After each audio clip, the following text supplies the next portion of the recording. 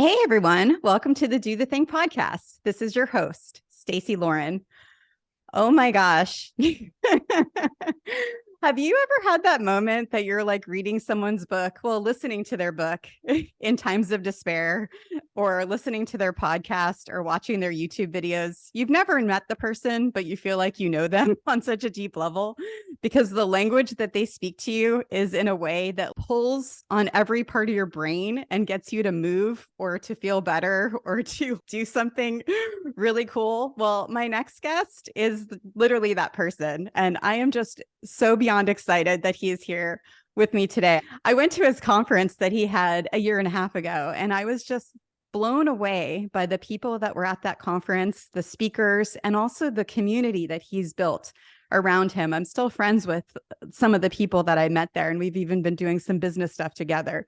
And beyond that, what's really cool about him is what people don't see behind the flashy lights and the cameras, like the moment he's sitting by the bonfire with the 19-year-old entrepreneur that's starting one of his first businesses, or when he sees his daughter come in and he's got this huge smile on his face and he's like on the floor. And when you talk to his employees or his team and the things that they say about him, I think it's just amazing to be able to see someone that has everything true about them. And it's amazing to actually be able to share him with you guys today.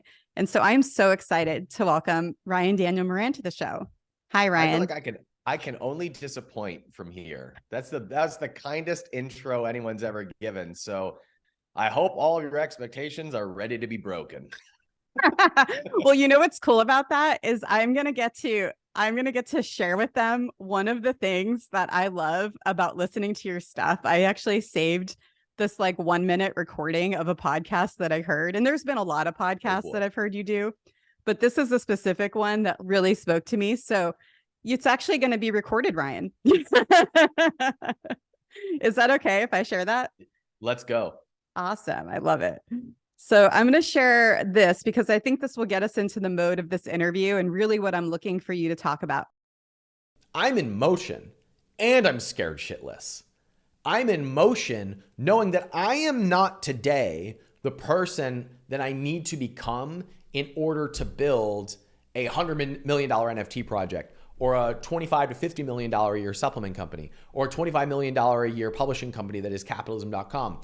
I am not capable of being that person today, but I am willing and committed to becoming that person over a certain period of time. And along that way, I am going to bump up against limits that are thought limits. They're not commitment limits. They're not conviction limits. They're not even talent or time limits. They are thought limits. They are limits in my brain of things that I doubt about myself, of things that I'm not sure are possible. And I am just willing to observe them and work through them, which is not fun. They make me throw up. They make me scared. Sometimes they make me wake up and feel anxious. Sometimes they make me unable to sleep because I am allowing those negative thoughts to process so that I can work through them on the other side of them. And that means questioning them, wondering if they're actually true, finding evidence for the opposite, looking for the objective story that doesn't have all of this emotion tied over in my brain. And all that's really hard work. You ever hear something you said and you're like, oh, that person sounds smart. Where's that person been? They should come hang out with me sometime. That's what's cool about having a podcast. It's like it gets all these like moments of like greatness. And I love the title of it. You titled it "I'm Scared Shitless" for anyone that wants to check out his podcast afterwards. Yes, I am. And I share that because okay, what I didn't tell the listeners is you sold a $10 million business or eight figures. You sold another business. You're a huge investor. You're helping hundreds of people become millionaires. I think it's more than that, actually. I've tried to get away from saying a number anymore because I can't actually give you a list of them. We're actually going back and documenting them now. But I mean, it's over 500. I'm reasonably confident it's well over 500 people who have become millionaires or built $1 million businesses as a result of reading my book, listening to the podcast, watching me on YouTube, some combination of all of those things. It's so insane. How does that feel? it feels weird because I don't quite internalize it. Right. I think all of us sort of overlook our own accomplishments and magnify those in others. So for me, it's like, yeah, that sounds cool, but was that me? Because it wasn't what I did, it was what they did. I just got to light the match. I got to light the match of the fire, right? And I like to view my purpose and work as being the fire starter, to be I strike the match, and you let it build into a roaring fire. And in fact, the logo of my company is a C with a flame at the end for that exact reason. It being the thing that lights fires that end up changing generations. So it's nice to say, but it doesn't feel like me because I'm just here striking matches. Yeah. And I think it's cool for people to hear that from you also, because it just shows how real you are. You're just a normal person that has the same feelings that everyone else does, even though you've done all this magnificent stuff and you've changed people's lives and their families' lives forever. Well, thank you for that. Thank you for that. I mean, it's nice to hear that feedback because we live in an internet world where most of what we do goes into the interwebs and then affects people somewhere along the way. We're not interacting with each other every single day. And one of the things that you've seen me get really hot on lately is the intentional building of community, because we don't always see the impact that we're making when we have a podcast or a YouTube channel or a course or an Instagram following. But when you have intimate connections with people, you see the change that is happening real time. And I think a lot of us who are entrepreneurs are seeking the fulfillment part of our filling up that fulfillment tank. And it feels dry because we don't see the impact of what we're having, of how we're impacting other people. And so so many of us are doing good work and not seeing where it leaves an impact. And so we're measuring our impact in followers or in dollars or in comments, and we miss where that real impact happens. And so sometimes it is helpful to sort of peel back the curtains and take inventory of the impact that you are making, because we don't see it on a day-to-day basis. I think it's really interesting that you're saying that. I just sort of had this happen yesterday. I just interviewed somebody that had just completed our Do the Thing Dating Dare Challenge. And she's also part of the book club that one of our community members stepped up and is running a book club inside the community. The one that I was doing the exit interview with was basically saying how much value she's gotten out of this book club by this girl that took on and led this community to do the book club. And when I sent it to the girl that was running the book club, she was shocked. She had no idea how much her stepping up into this book club has meant for this other person. And I think you're right. I think we don't understand how these little things that we can do can create such a ripple. That's right. I mean, if you had told me how much of an impact me saying a math formula would have on people, the math formula that I say over and over again is 4 products times 25 sales a day is 100 sales a day. And at a $30 price point, that's $3,000 a day, which is $1 million business. It's not rocket science. It's just me saying it to the right group of people, which is entrepreneurs, which somehow gives them a way to rationalize the idea that they can, in fact, have $1 million business. That me saying that over and over again to a specific group of people who doubt that it's possible for them to have a certain level of success or put millionaire on a certain pedestal that they don't think they can achieve. Once you break it down into a math formula, all of a sudden we just have to reverse engineer it and fill in the different variables to get to 4 times 25 times 30 equals $1 million. And so if you had told me that me saying a math formula would be part of my career legacy, I would have thought, well, that's really silly. That sounds boring AF. But the fact is, it just has a way of sometimes something that you say to the right type of person at the right time just lands with them to initiate the change that you're trying to make in them, even though you didn't expect it to be part of your message. And that's what you did for me. It's funny because I wasn't even looking to start an e-commerce business. I followed you because of the way you spoke. And the way that it was able to literally, I mean, I mentioned it in the intro, but you're pushing buttons in my brain that really get me to feel connected, not alone, and then also Good. able to move. And it's been amazing just to be part of your community, both from hearing you and now getting to meet you too. It's been Thank really you, cool. Stacey. Appreciate that. Thank you. So I wanted to go back to the thought limit idea, and we've been talking about it this whole time, but I love that. I love that idea. And I love some of your episodes you've done with Brooke about that. And she was also at CapCon, which was amazing. But I want to talk specifically to the people that maybe have been doing some hard things, but they are still working in a job and they haven't started a business yet. I wouldn't necessarily say it's not because they don't want to, it's because they don't think they can. Some things that I've heard is, oh, that's not something I could ever do, or I wouldn't know how to do that, or that's for people that really are into heavy, heavy risk. And I was just curious what your thoughts are on that and how to kind of talk to those people to see at least maybe stepping a toe into that arena. Since we're talking about thought limits, oftentimes the reason why thought limit, a ceiling of the way we can think about something, holds us back is because we're about 6 thoughts or 6 steps away from what is actually possible for us. So when I tell an entrepreneur that they can build $1 million business in 12 months, they say, GTFO, like you're out of your mind. Like I don't have this, and I don't have this, and I don't have this, and I don't have this. But when we break it down into, hey, do you think we could get a product 25 sales a day? Well, if the answer is no, okay, then we go to like the first step. Okay, can we think of a person to help? Can you think of one person you could help? And if the answer is yes, okay, like what are some products that they buy? Do you think that if we sold one of these, this person would like it?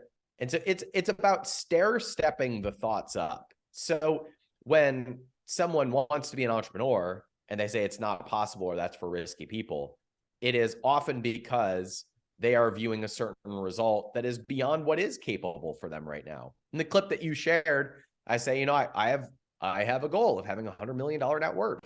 I'm not sure how I'm going to get there. I'm not sitting here ruminating over how I'm going to get there.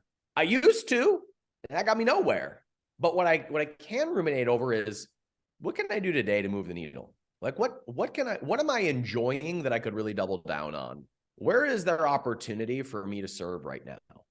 I can ruminate over that and let the path sort of unfold en route to $100 million net worth. And in the same way, becoming an entrepreneur, you don't just go from working a 9 to 5 to quitting to then I'm now a full-time entrepreneur. It does. I've seen people try and it doesn't usually go so well. It starts with like, can we come up with some ideas? Can we get a customer? Can we test this out? Can we get this to 25 sales a day? Could we build an audience out of this? Can we get happy customers? Do they want to buy again?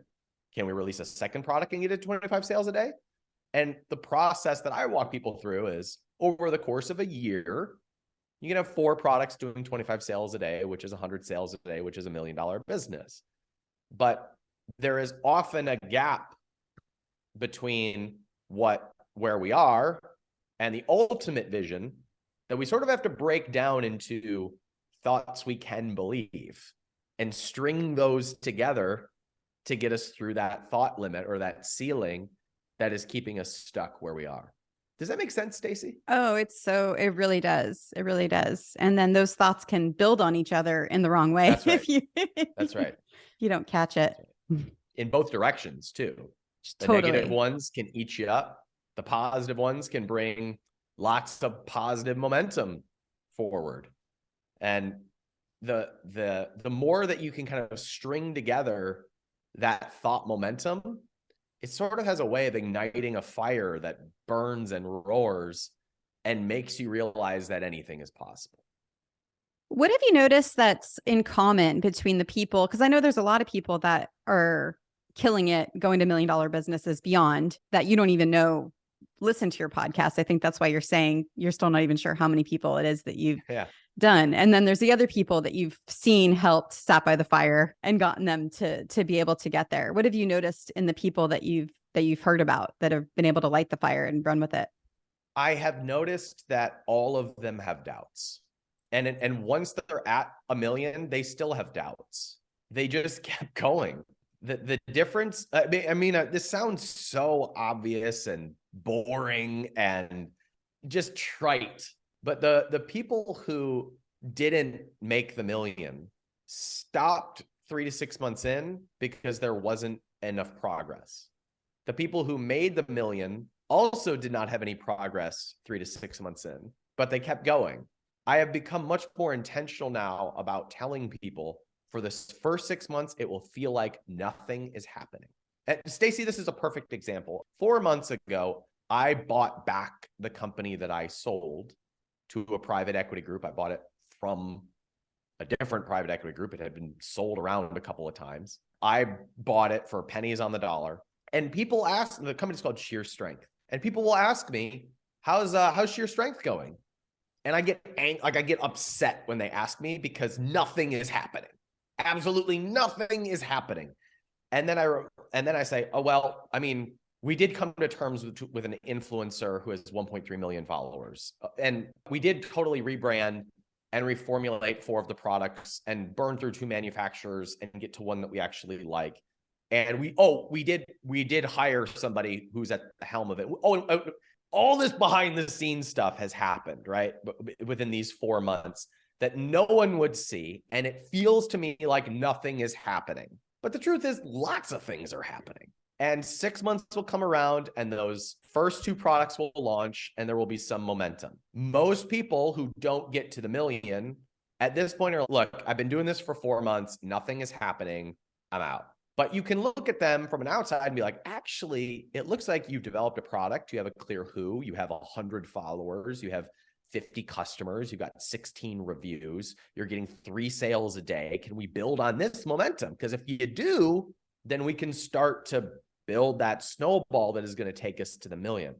And so I know it's trite, Stacy, and I'm sorry. I wish I had a sexier answer for your audience, but the people that I have seen that actually cross the million are 6 months in and frustrated and just decide to keep going. Whereas the people who aren't are frustrated 6 months in. And so they look for something else.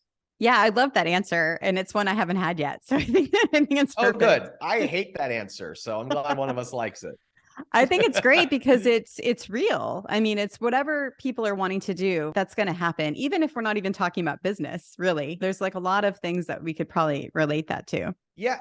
And as you're saying that, another thought comes to mind of why do some people quit 6 months through? You know, why do half of people get halfway through and just, I'm out? And it is often because, yes, they say there's not enough momentum for them to justify it in their minds, but also they didn't enjoy the business in the first place, and or they were doing it purely for the money. Now, I like money. I do things for money. I like the money part of business.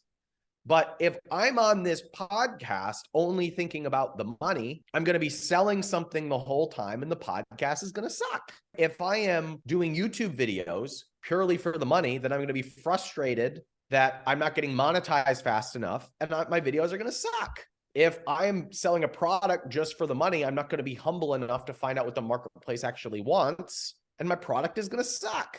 And so the way to the money is to create value in alignment with some way that you are at least curious about. So I think the factor that ensures that someone keeps going, even when it feels like nothing is happening, is some aspect of enjoyment or having their back against the wall, some emotional reason that is keeping them going through the very, very hard times. And I think that may be the underlying reason of why some people quit and some people keep going.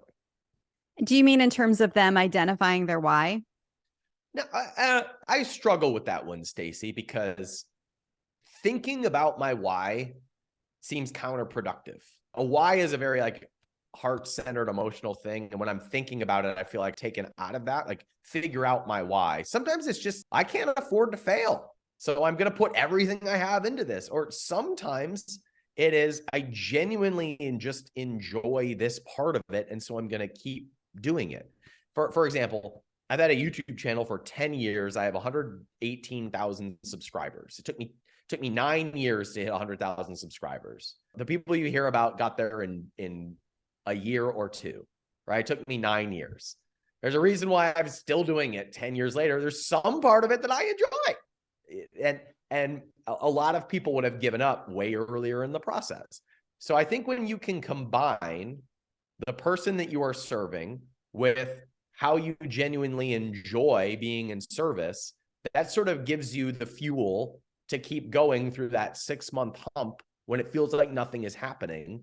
And then you eventually get to the other side where there is momentum and growth and profit. Yeah, it's really good. It just makes me think of going back to what we were saying earlier, where people don't know the ripples that they're having on other people, Right. whether it's through Right. something Well you said. say. Yeah, whether it's through something you say or a product that you're giving you. You have no idea Yes. what's happening there. Yeah. I say in my book that if I had known the impact that I would make, I would have gone way harder. I would have, and I have to remind myself of this. I would have, in 5 years, I will probably have the same thought. Like, I wish I had gone harder, because when you're not all in, when you're not going as hard as you can, it's because some part of you doubts that it's going to work. But if you were to be able to zoom out into the future and see that it all worked out, and you believed that it would, then you're naturally going to give it your all. You're naturally going to come guns a-blazing. But if you doubt it or you're afraid, then you're going to hedge your bets. And both of those often become self-fulfilling prophecies. Yeah, what you believe will actually happen, whichever way it it'll goes. dictate at least how you show up, and how you show Yeah. up dictates what happens. I was wanting to explore that doubt a little bit more, because I actually wrote that down earlier when you were saying money. Sometimes that if people are after for money and then they're not making the money, they quit. I Yeah. also was wondering kind of what you were saying, the doubting that it's not going to work. I had written down, what if I'm not good at it or it didn't work? So if I'm going 6 months in, it's not working, that person could be thinking, oh, I'm just not good at this thing, or it's not going to work. Why am I going to do it anyway? What would you say to that? I'd say, of course you're not good at it. You've been doing it for 6 months. So good. Of course you're not good at it.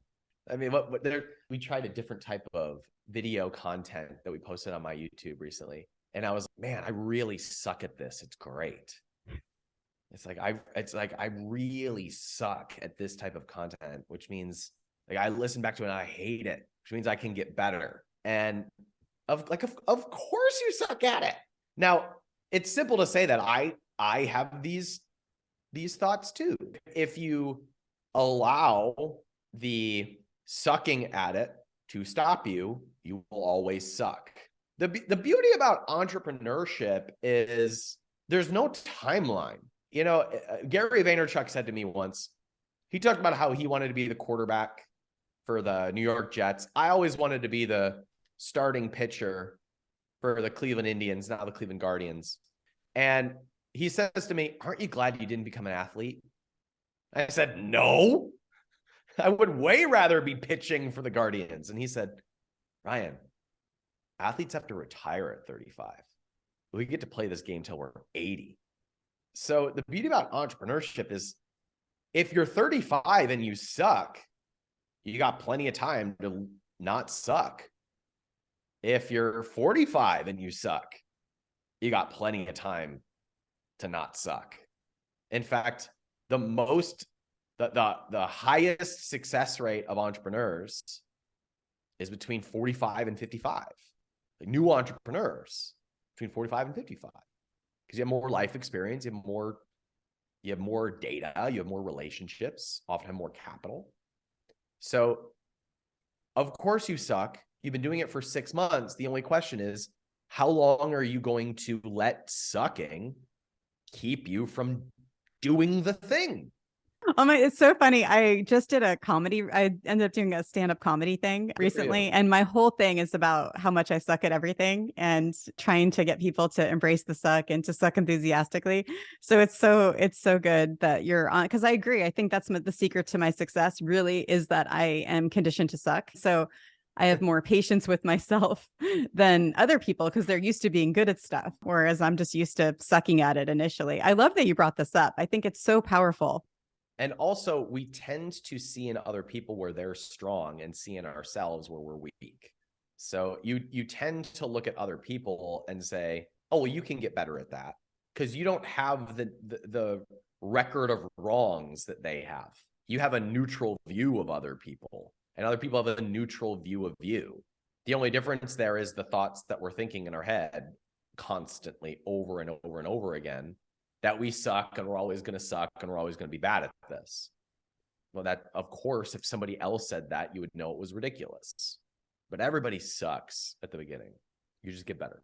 So going back to the person that hasn't done any of this yet, they're just hearing it. They're like, maybe, maybe this might be good for me. Ryan's saying it's all about these thought limits and it's okay to suck. And okay, I'm going to dip my toe in. What would you say? What would you suggest to that person? I would suggest to someone, what emotions and thoughts come up for them when they think about rich people. So if you think of a rich person, Jeff Bezos, for example, as a mirror that holds up your thoughts to you, what comes up about that person? Better than me, greedy asshole, rich 1%er, hardworking, divorced. How do you label that person? How do you think about a rich person? And those reveal a lot about how you feel about money and success. And if you can use that as a reflection, then you can explore, all right, okay, these thoughts about money probably say something about where I'm at in life in terms of my success or my current state of finances. Can I question these? Can I change these? Do I want to change these? Are these stories helping me or are they hindering me? And it sort of starts there. I love to question my own assumptions. And I think it is one of my superpowers of looking at what I assume to be true about myself and the world and seeing how things would be different if I thought about it in this way. For example, Stacy, this is going to sound like a tangent, but I am fascinated with conspiracy theorists right now.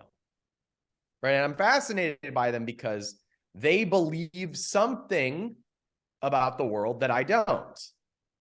And so when I look at how they got to what they believe in, I like to trace it back to, all right, like what's the fundamental belief that makes you see this differently than me? Because we're looking at the same thing and I don't see what you see. So what are you seeing and how do you see it that makes you conclude that X, Y, and Z? And it's really interesting to note that you're only like 2 or 3 beliefs away from agreeing with everything they stand for.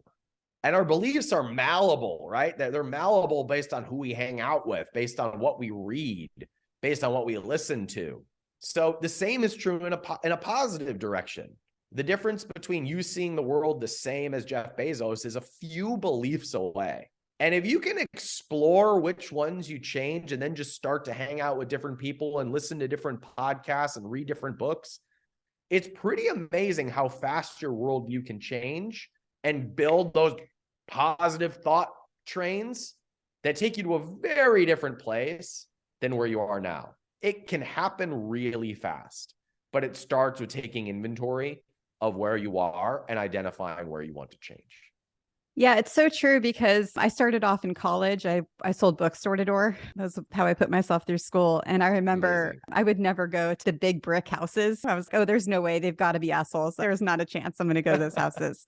So I went to the normal houses. And anyway, then fast forward, I worked for their sister company after I graduated college and I sold custom clothes to door to door to businesses, to attorneys and CEOs, and was selling these suits for like 20 grand a year. They would spend that much money on their clothing. And I remember just realizing that they were just me. All those beliefs that I had about money at that time, they were really cool people. It was nice to get to talk to them. And so it changed everything. So I think you're really spot on with checking your assumptions and being able to really look and see what your association with money. I mean, I've had people do that with me. I'll hear something and they'll be like, oh, it must be nice. And that's always usually, that's not a good assumption to have about people, because then you're closing that loop for yourself in a way. Yeah. So you could say back to them, it is nice, right? It is nice. It's so nice. Yeah. But I think that's really powerful, is to really check that. And then the other thing you mentioned with you even being curious about this conspiracy theorist, it reminds me of the call we had yesterday. One of the guys in the investment club that you're running right now, he mentioned having a child mindset. And I think that's another quality that you probably have, where you're able to look at things from a really open mind and have that curiosity in a way that I don't think a lot of people have. I have a 3-year-old, and if you have kids, you can see that they have personalities, but they're blank slates. My 3-year-old doesn't understand that the internet exists. You know, he has, and if he was born in a different environment, he could never access the internet. He could have a completely different reality. He has a fresh, clean slate. And I think a lot of parents will hurry up to fill in that blank slate with their views on the world. And I'm looking at it opposite, like, he has a fresh perspective and I don't. And where would I like to have a fresh perspective? Because we all have, the older you get, the more of this record you have of things that hurt and things that didn't work and things that failed. And I think the reason why my 3-year-old is so able to just pick up and have a great time, because he has no record. He has no thought baggage holding him down. And I'm 35, I envy that about him. I want that for myself. I notice I'm a better person the less of that I'm carrying around. So can I question even that? And you call it a childlike state. I call it more of aspirational childlike state. I want to be more like my 3-year-old. I think that's a really big key for people when they're tackling something, is to be able to have that aspirational childlike state. Yeah, and not kill it with doubt, not kill it with all of your negative thoughts right out of the gate, not kill the dream with the but I can't, and I don't know anyone who ever has. A childlike state is just like curious about something, curious about success, open to success, curious about fitness, open to fitness. Whereas as adults, we have all these excuses that we've practiced and we bring them to everything that we do, and we wonder why we're stuck. Whereas I look at my kids sometimes and I'm envious that they just have this open possibility of their future where they can dream about anything. And then I remember, so can I. The only reason why I don't is because I'm practicing the thoughts of yesterday, right? But I'm probably going to be on this planet for another 60 years. And if I'm going to be on this planet for 60 or even 70 more years, I have just as much of an open pasture to run in and an open canvas to play on. The only reason I don't is because I'm used to practicing the same thoughts over and over and over again. And like where I'm at right now is looking at, okay, now that I realize it's about myself, what do I need to unlearn, or what do I need to let go of? What do I need to be willing to drop in order to have more of that canvas to paint on? Because what I've experienced is when you can understand that blank canvas and pursue painting whatever it is you want with no doubt, it happens so fast. It happens so fast. And I relish those moments. I relish those periods in which you are just in full creation mode. And I think the only reason why we're not there all the time is because we're thinking about our doubts and our fears more often than we're thinking about our opportunities, our successes, and our dreams.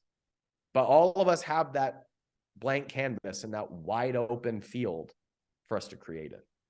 I'd love to also talk to the people that already have an audience on some level, but haven't really thought about taking it to e-commerce. So for example, I work out with a trainer, right? And he's amazing. Yeah. And he just has his trainer clients. So he's just trading his time for dollars. So he's an example. There's teachers, there's people on the PTA that bust their ass and are working 30 hours a week for the school for free. There's massage therapists. They take the time and they're massaging people. There's people that I have a guy that I interviewed. He bakes bread and he goes to the farmer's market every weekend and he's hustling his bread. So like, what do you say for people in that range that are already doing something in some way and building community in a way, and how to take it the next step? Well, the mission of our company, capitalism.com, is to help create a million millionaires. And so I'm agnostic as to how people get there. And I don't mean to push anyone in e-commerce. They don't want to be in e-commerce. But what I've found to be the most predictable way to create a millionaire is to get someone to see that whatever profession they're in, whether it be a trainer or a massage therapist or making bread, they have physical stuff all around them every day that they're buying. And you could probably list 20 things in your house right now that you bought online that say something about who you are. If you're a trainer, you bought protein powder and you bought Quest bars and you bought pre-workout and post-workout and you bought a nitric oxide booster and a sleep supplement and an adrenal support. Okay, that was like 9 in 10 seconds. Right? If you're a massage therapist, you bought a bunch of oils and aromatherapy and a table and blankets and all kinds of stuff. And so we all have a group of physical products that we've purchased. We often purchase over and over again. And it makes it very easy to connect that dot to, oh, I could have 4 products that sell 25 sales a day at a $30 price point, which ends up being $1 million business. So if you can take whatever your interests or whatever your expertise is and connect it to the things that you buy within that sphere of influence, it's a really good indicator of where you might want to start in terms of building a business that is an extension of who you are or what you do or who you help. Now, there are other ways to do that. It doesn't need to be selling physical stuff. I've just found that to be the most actionable way to take somebody from, to seeing $1 million business in front of them, because we all can reference all of these things that we buy on a daily basis. Yeah, I think it's some really, really, really good way to look at it. I'd love to hear your number one piece of advice for people on doing the thing. My number one piece of advice for doing the thing is to remember that it doesn't really matter. The reason we procrastinate in the first place is because we put so much weight on what the result means to us. And so we create all of this thought gunk about doing the thing. We become perfectionists about it. We romanticize about it. We catastrophize it. And so we procrastinate because we have this story about what it means. But the truth is, it doesn't really matter. And when it doesn't really matter, you can just choose it or not. And if you choose it and you choose it willingly, then you have no more resistance to doing the thing. So it doesn't matter. Just choose it. I'd love to have you tell everyone, because you have so many programs that are amazing. I know my boyfriend did your incubator and the 1%. And then I did the 5 days to 7 figures program. And then I've done other stuff. It's funny. We each have done like different sides of your ecosystem. So it's just, you have such a way to meet people wherever they're at, which I really like. So I'd love you to share more about that.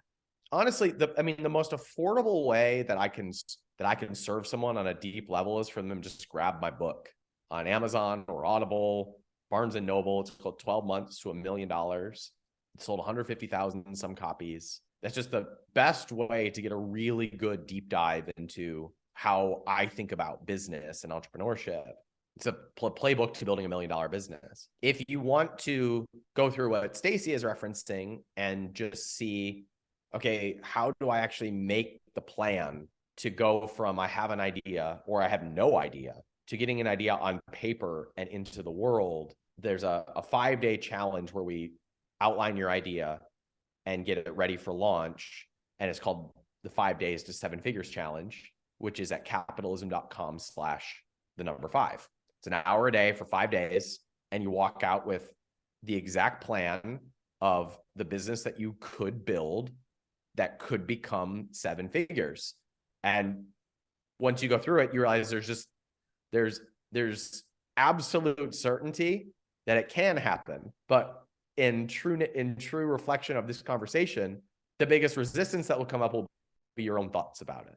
Once the business plan is there, you no longer have the excuse of, I can't do this or this wouldn't work. So you're faced with like all these thoughts that are really what is holding you back.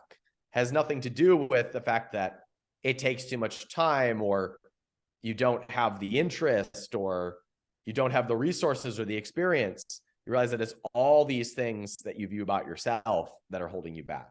So it is like one of those mirrors that holds it back to you. Because once you like the plan, we'll get the plan. You will absolutely get the plan, and you'll know that it's possible to do this. And again, that 5-day challenge is at capitalism.com/5.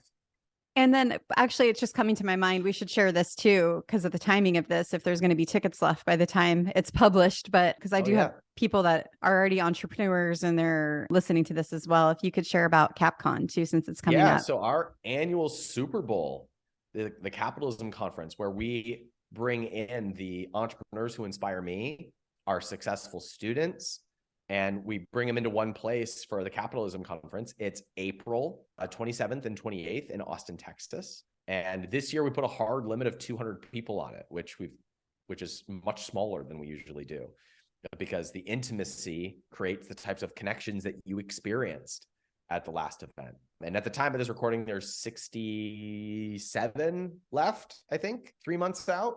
So we're on a good pace. But if you want to come hang out with Stacy and myself and an amazing group of entrepreneurs, that's at capitalism.com/CapCon, CAPCON, CapCon. Thank you so much for coming on today. I like you too. So grateful. I am so grateful. I met you at the perfect time. I met you through your voice, right? Because we started with me listening to your book, and your podcast is a little bit of therapy for me. I'm not going to lie. Like, it not only gets me to think big, which I love, but it's like a little therapy too.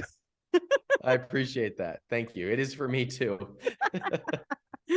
And then I love the community that you built. And I mean, that's the whole story in itself. It's just the way that you're able to get people around you that are, I think that's what I like. And you say this about CapCon, and that it's coming alive right now. It's so many people follow you, from the brand new, I said, the 18, 19-year-old person just starting out, to the people that have just sold $100 million business, and you don't know who's there. And so that's what I love. It's just, we all have the same values and wants and desires, but everyone's a level playing field. And I think that's the most powerful thing about the community. Thank you. I mean, one of the things I'm most proud of is anytime you come to one of our events, there are people in the room who have had $100 million exit, and there are people who are just getting started. And from the outside, you can't tell who's who. And so it just creates this level playing field, and everyone is just there to serve one another. And we don't have a lot of ego in the room. And that's one of the things I'm most proud of. And it sort of normalizes everyone in the group, and I hope gives them permission to be themselves and create from that place. Because that's what I want for myself too. So good. Thank you. I'm still working on my end tagline, but we'll just say, do the thing. Do the thing.